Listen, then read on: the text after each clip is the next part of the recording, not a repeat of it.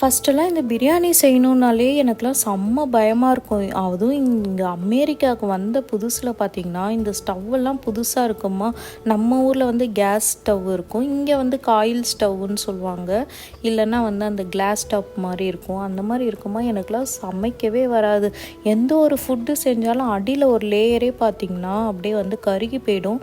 Food ஃபுல்லாக அந்த smell வந்துடுமா, அப்படியே குப்பைக்கு தான் போகும். எனக்குலாம் ரொம்ப கஷ்டமாக இருக்கும். அதுக்கப்புறம் வந்து பழக பழக வந்து ஈஸியாகிடுச்சு. எதனால் அப்படின்றது தெரிஞ்சுக்கிச்சு. இப்போலாம் வந்து பிரியாணி செய்கிறதுனால ஈஸியாக இருக்குது. ஏன்னா வந்து நம்ம வெஜ்ஜெல்லாம் நம்ம செஞ்சோம்னாக்கா நிறைய காய்கறி நறுக்கணும், அதுக்கு நிறைய வேலை இருக்கும். இதுவே பிரியாணினா வெங்காயம் தக்காளி மட்டும் நறுக்கிட்டால் போதும். சிக்கன் வந்து கடையிலே அழகாக நறுக்கி கொடுத்துருவோம், நம்ம வாஷ் பண்ணி ஆட் பண்ணாலே பிரியாணி ரெடி ஆகிடும். ஸோ பார்த்திங்கன்னா இன்றைக்கி வந்து எங்கள் வீட்டில் பிரியாணி தான். சிம்பிள் லன்ச்சு தான். Okay, by.